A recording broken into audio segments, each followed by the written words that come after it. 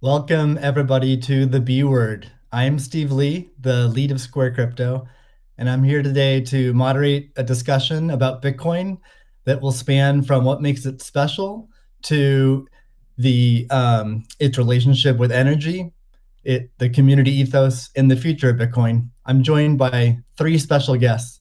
The first is Kathy Wood, founder, CEO, and CIO of ARK Invest. Next is Elon Musk, techno king of Tesla and chief engineer of SpaceX. And finally, Jack Dorsey, CEO of Square and CEO of Twitter. So we have a lot to talk about today.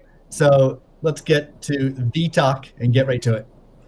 I'm going to start off by asking each of you a question, which is what's shaped and influenced your views on Bitcoin? And let's start with Kathy. Okay, Steve, thank you. Well, the first thing was our focus on disruptive innovation. So starting in 2011, Brett Winton, our director of research, who I know will be on the program later, he started talking about this thing called Bitcoin at the time. And it was a curiosity as we were doing our brainstorms in research. But as we learned more about this open source ecosystem, that might fulfill the role of the payment system that the internet neglected to build into the system, not expecting commerce. We thought, this might be something.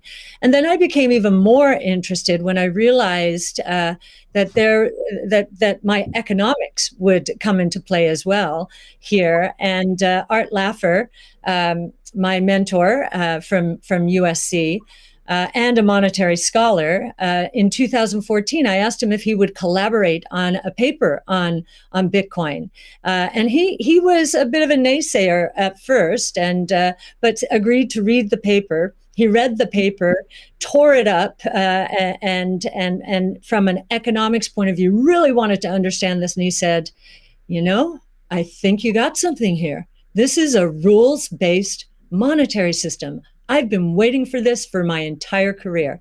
So the combination of disruptive innovation generally, economics on top of that, and the huge misunderstanding out there as to what this is, that was intriguing and launched our research effort.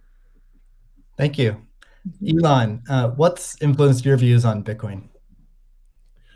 Well, I've thought about money for quite a while, obviously, since the PayPal days. And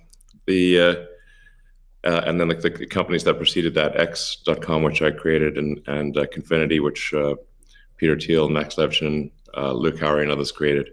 And we combined the companies and made PayPal. So I've been thinking about money for a long time. And really, I think it's best to think of money as an information system, primarily an information system for labor allocation. For practical purposes, it exists in a series of heterogeneous databases, like very different databases in bank mainframes around the world. It moves quite slowly in reality. It may seem to move fast sometimes, and it does with PayPal, which is real time.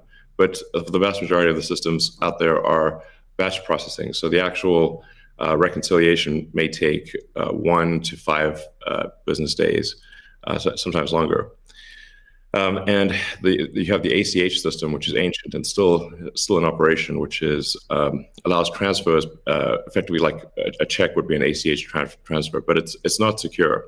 And you've got the credit card systems, which are also not secure. It would be like handing your username and password to a stranger in a restaurant if you buy a meal.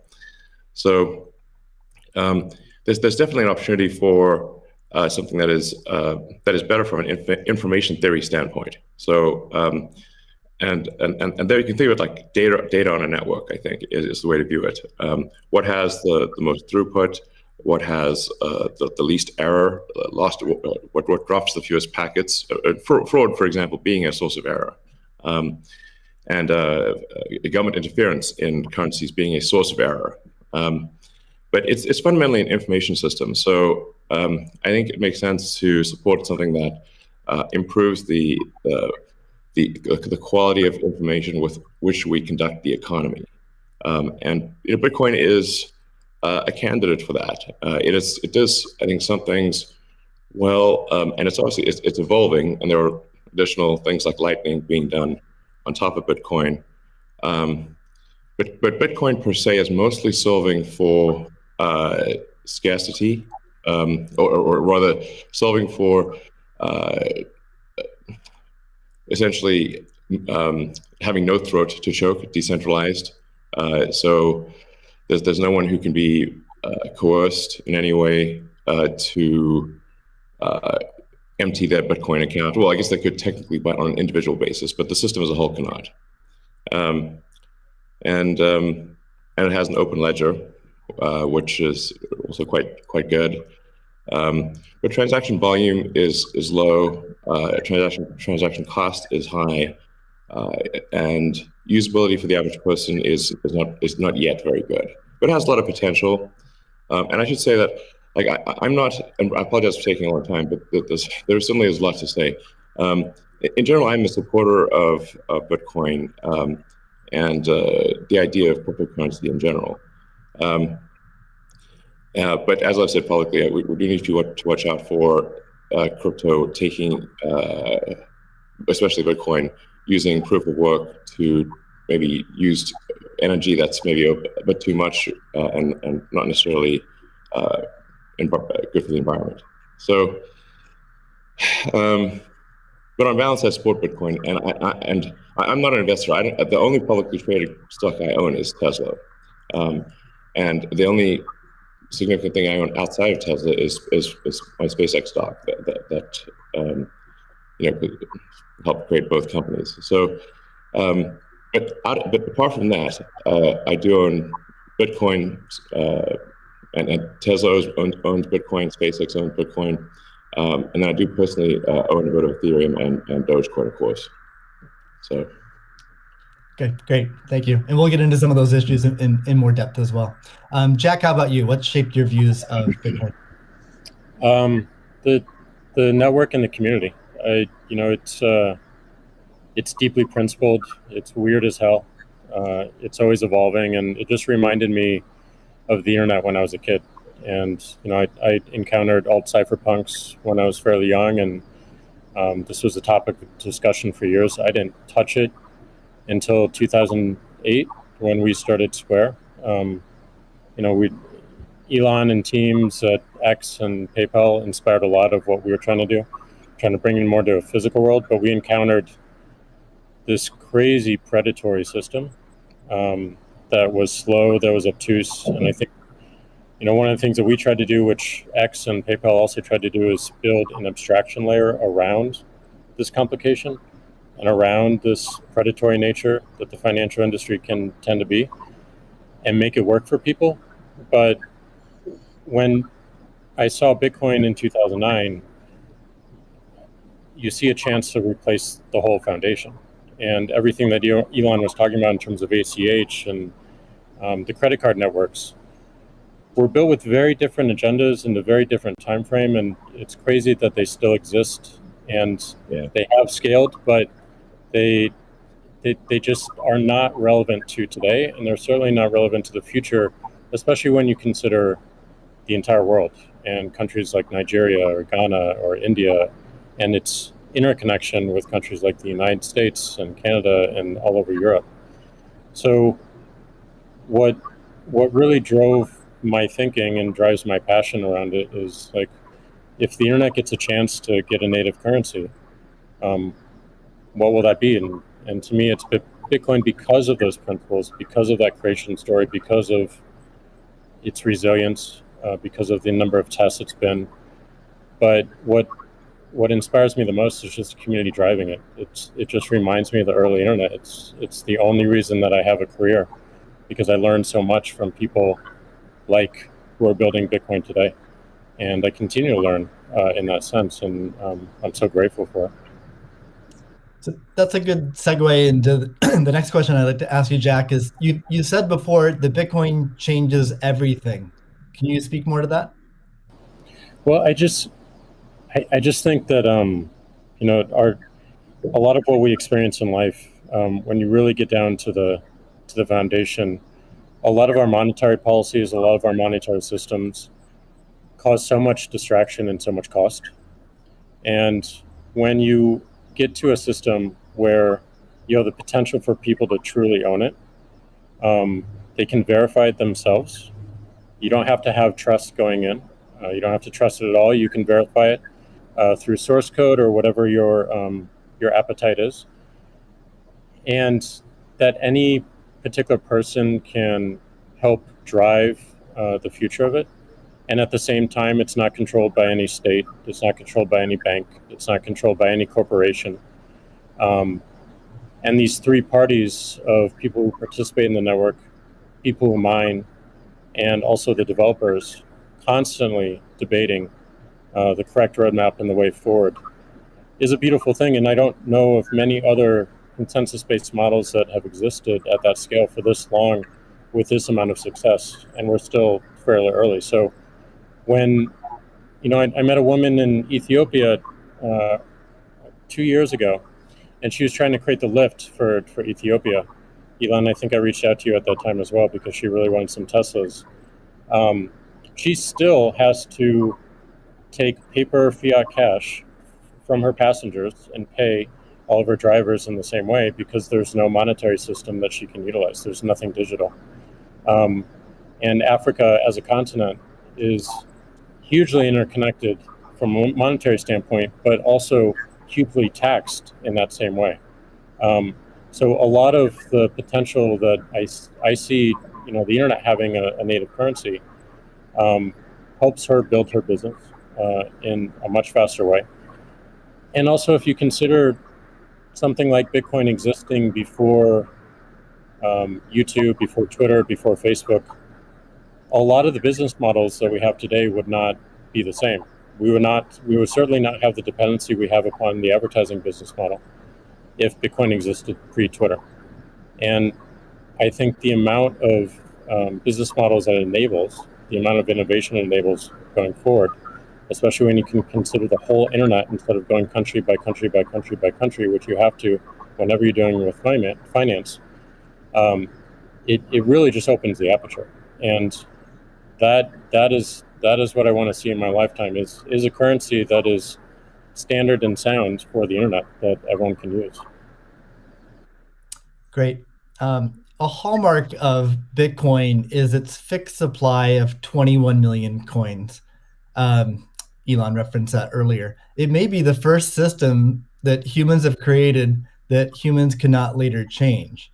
Kathy, I'm curious, with your background in monetary history and macroeconomics, what are your thoughts on that type of system? Oh, well, I'll recount the story about Art Laffer and our going through the paper. And he said, as I said, first rules-based monetary system, global, ever. This is a very big idea. Once we had convinced him of the ecosystem itself. Now, this is the role that it's playing, given that the rule is a quantity rule, that 21 million units, is really a store of value role. So there are three roles of money. Store of value, very important. The means of exchange, so for transactions, and the unit of account. Every good priced in terms of whatever the unit is. So store of value is its primary use right now. The others exist. Unit of account, reserve currency of the crypto asset ecosystem. That's being seeded a little bit towards stable coins right now. But the store of value is a very big role.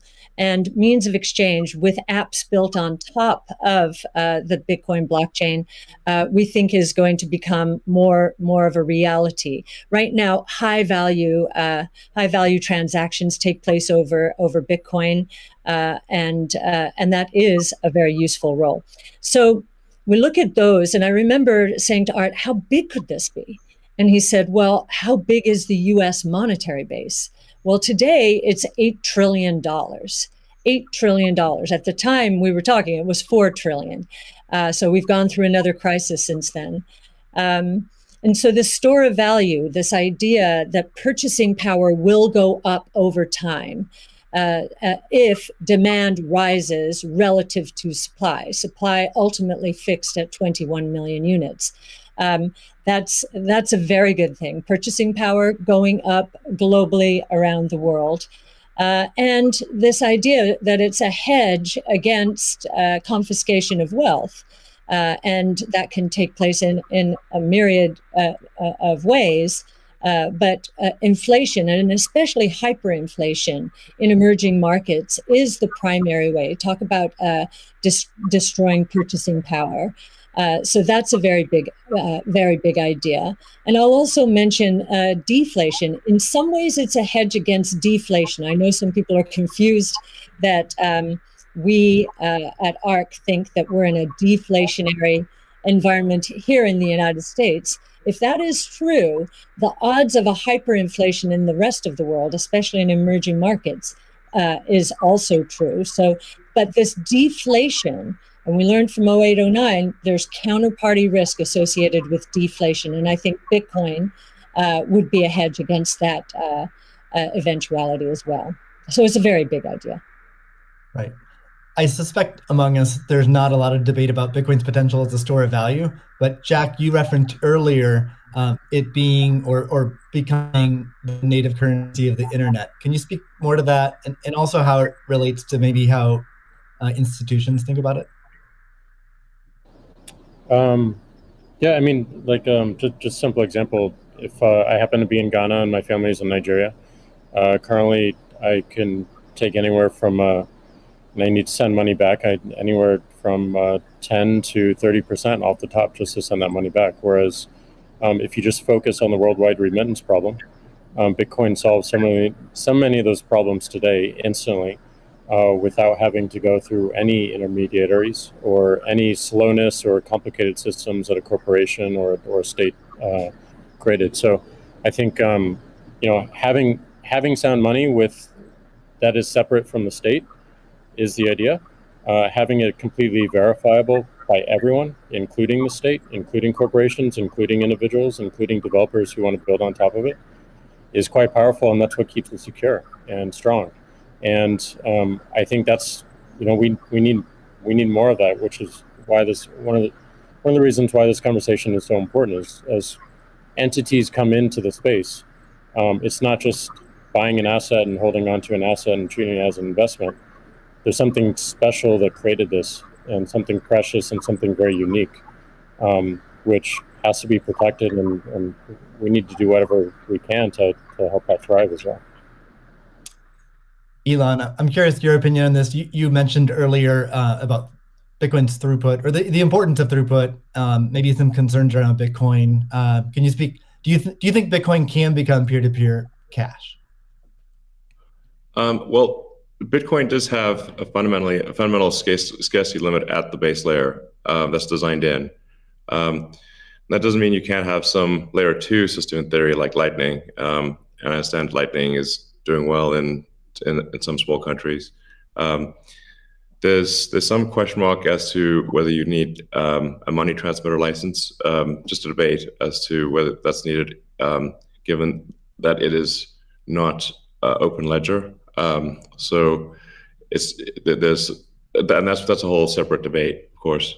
But Bitcoin by itself simply cannot scale to be the monetary system for the world at base layer. But with a second layer, this is possible depending upon how that second layer is implemented. Yeah, that's part of why I think there may be some merit to something that may seem silly, like Ethereum, like Dogecoin. I think Ethereum also, like I said, the three things I own outside of SpaceX and Tesla, and obviously it's a Neuralink and Boring Company, but of any significance are Bitcoin by far, and then some Ethereum and some Doge. So if the price of Bitcoin goes down, I lose money. I'm not sort of I might pump, but I don't dump. So it's not a case of I definitely do not believe in in getting the price high and selling or anything like that. And I would like to see Bitcoin succeed. I think there's some merit to this is not a slam on Bitcoin. There's some merit to considering something that has a higher max transaction rate and a lower transaction cost, and kind of seeing how far you could take a single layer network where the exchanges act as a de facto second layer.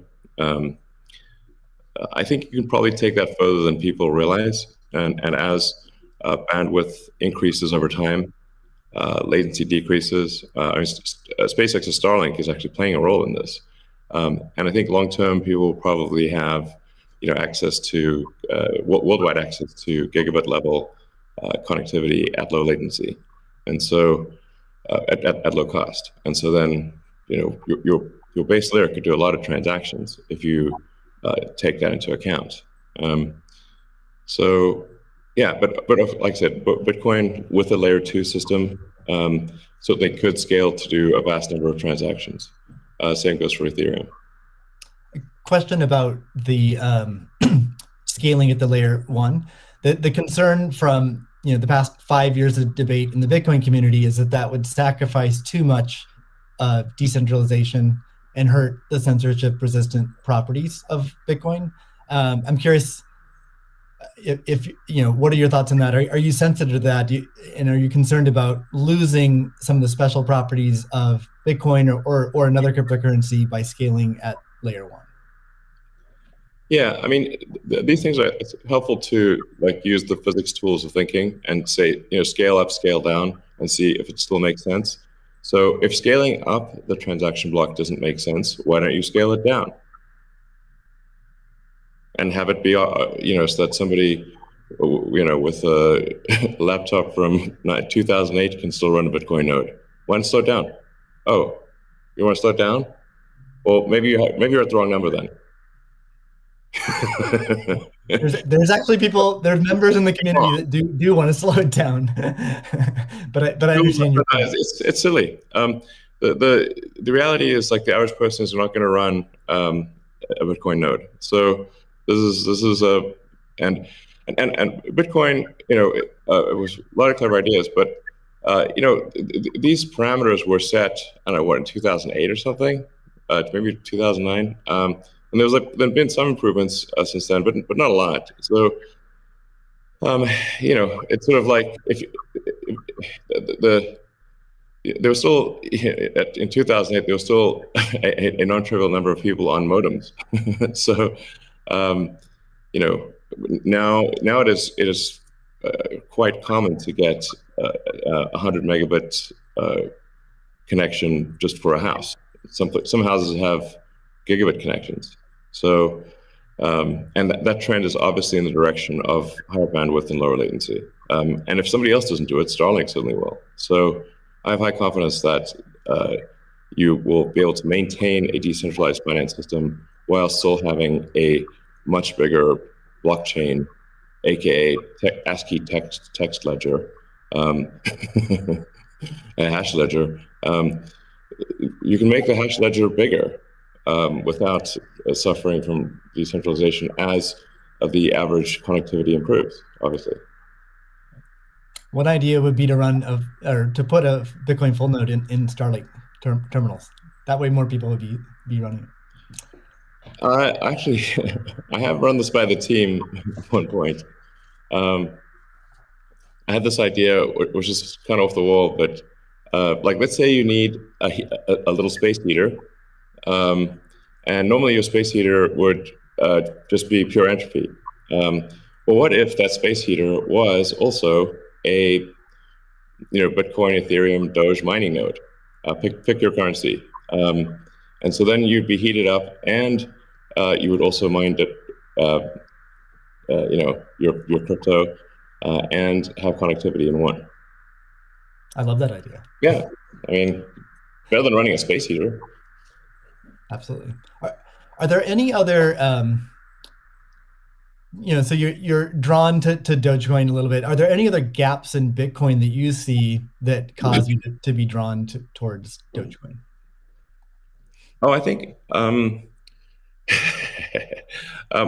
mean, I think there's a, Doge has the Doge community. I think is somewhat irreverent, obviously, and has great memes and loves dogs, and I love dogs and memes, and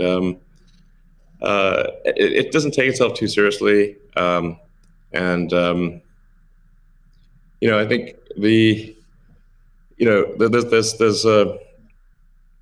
there's Occam's razor, which is the simplest answer is the most likely. It's a summary of Occam's razor. The simplest answer is the most likely one. Then there's a friend of mine came up with a variant on that the most ironic outcome is the most likely one. And then I have a variant on that, which is the most entertaining outcome is the most likely one. So if that is true, then the most ironic and entertaining outcome would be that the cryptocurrency that was started as a joke to make fun of cryptocurrencies ends up being the leading cryptocurrency. That would be the most ironic outcome. Jack, what are your thoughts on that?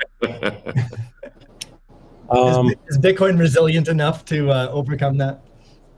I think it's resilient, but also I think like you find. I mean, that's what attracts me to Bitcoin in the first place is the irreverence. A lot of that just brings it forward, and at first go it makes it a little bit inaccessible, but as people get into it, it makes it more accessible and more spreadable. And I absolutely think the resilience is there. I think it's important to have fun as well. And anyway, folks can express themselves. I think that goes back to the main idea of like how do we create a native currency for the internet? Anything that goes towards that path, like that's whatever wackiness or fun we can have along the way. That's going to make it a lot more enjoyable, and it's going to make a lot more people want to use it. I'd also point out there's nothing stopping someone from creating a Bitcoin wallet that's like fun and has memes, has dogs. That's possible as well.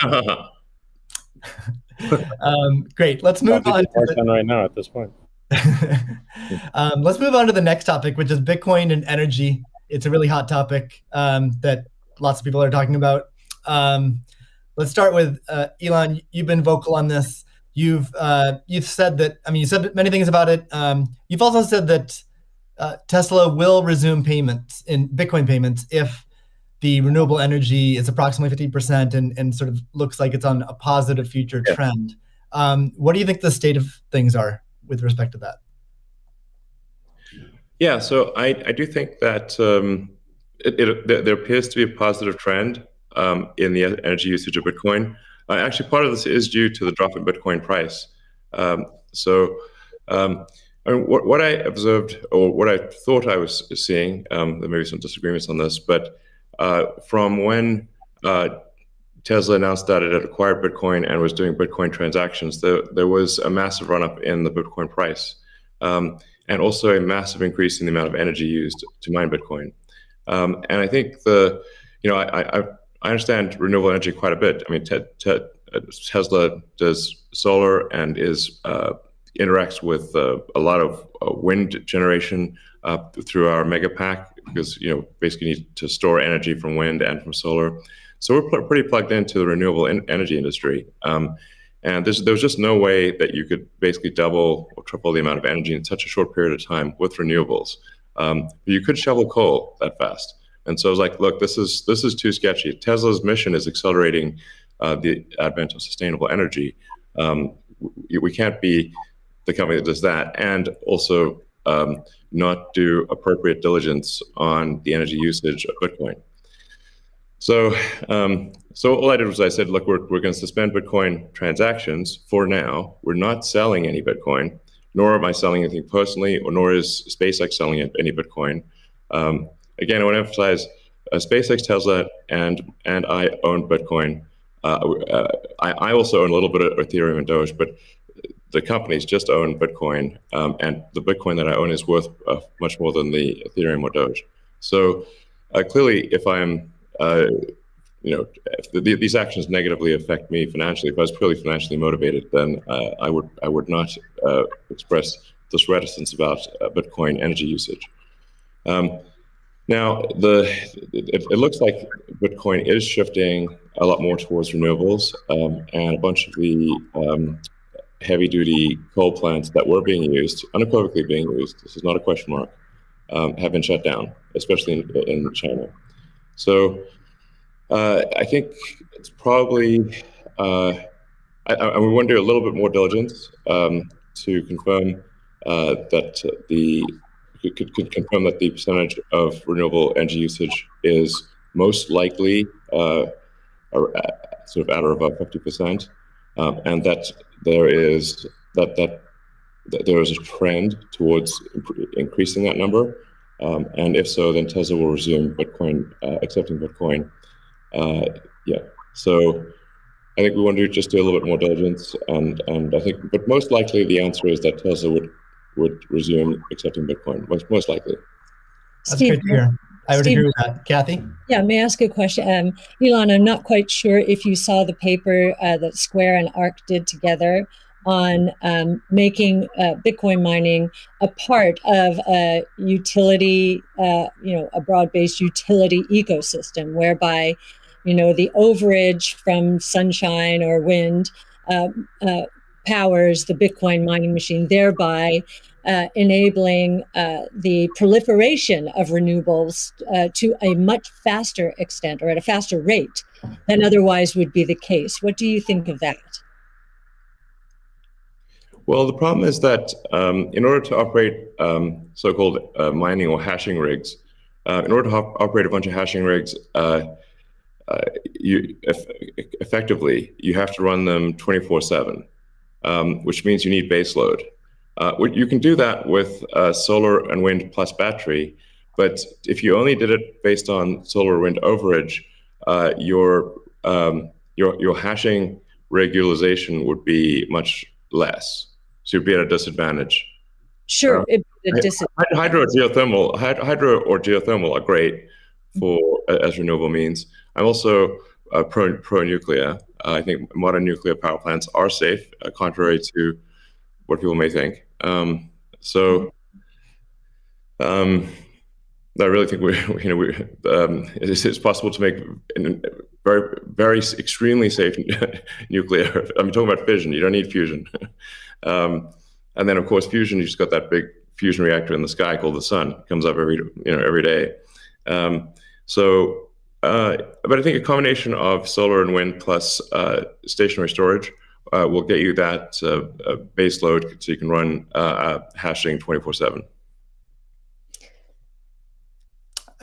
Jack, I'm curious. You've stated that Bitcoin incentivizes renewable energy. That's what we're talking about now. Do you have any additional thoughts on that? Yeah, I mean, everything that Elon said and Kathy mentioned, but it's also incentivizing a lot of innovation in just energy space, and just like looking at unused energy. There's a company called Great American Mining that caps the methane flares on oil fields to power their rigs. And you just imagine, and you mentioned nuclear, Elon, as well, and just imagine all the unused energy that is just being wasted every single day. And being able to get that energy and converting it into a secure, sound money system for the planet feels like a worthy trade-off. And that's the sort of incentive that I think is most powerful, is like, how do we reuse what is being currently just dumped on the ground and wasted and not considered, and how do we do that at scale? And I think that's a bigger conversation that I think is missing. But I agree with everything that Elon has said, and also the paper we put forth. I'm curious if any of you have thoughts on how what the industry can do to accelerate the transition to renewable energy. And like Elon specifically, could Tesla Energy or Starlink play a role? Well, I think Tesla can play a role. Tesla's literal reason for existence. The reason I've put so much of my life energy into Tesla, which is a lot. In fact, I would say that I've had some pretty tough life experiences, and Tesla is responsible for probably 2/3 of all personal and professional pain combined. Just to give you a sense of perspective there. So this is a hella hard situation. But we do solar, commercial solar, solar retrofit, as well as the solar roof, and we make consumer battery packs called Powerwall for houses and small businesses, and then the utility scale, which are gigantic. We've done now a number of gigawatt hour installations. That's a lot. That's a lot. And a lot of them actually have been for load leveling the grid. Mostly they are, and combined with the first really big one we did, which is 100 megawatt installation in Australia. That's actually helped stabilize a huge portion of the South Australian grid, because it's able to react so fast. In fact, at first, because they've got a billing system in Australia that I think works at the sort of millisecond level, and we were operating at the microsecond level. So the system was operating so fast that the measuring system couldn't see it. But so Tesla's certainly doing a lot to enable renewables, especially wind and solar. And in fact, the limiting factor for us right now is cell production. So we need to both internally get the Tesla internal battery cells produced, as well as increase supply from suppliers. And generally, when I talk to our suppliers and they say, how many cells would you like us? How many cells can you make? Because sometimes they're like concerned, like, well, is Tesla going to compete with them on cells? I'm like, no. If you want to make the cells, be our guest. It's just that we need a crazy number of batteries, and they need to be done. It also needs to be mined and produced and manufactured in an ethical and environmentally sound way. So, Tesla, we really do aspire to be the good guys, to be a company that people can believe in. That doesn't mean we don't make mistakes, but that's what we try. So, but I think generally hydro, especially existing hydro, is good for mining. Geothermal, there's lots of places in the world that have geothermal energy. Like I said, nuclear is also good. I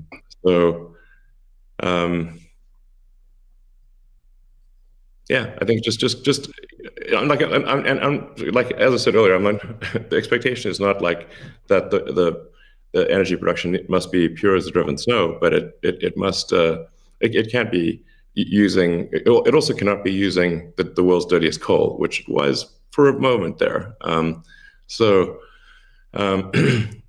That's just difficult for Tesla to support in that situation. So I think, but I do think long-term renewable energy will actually be the cheapest form of energy. It just doesn't happen overnight.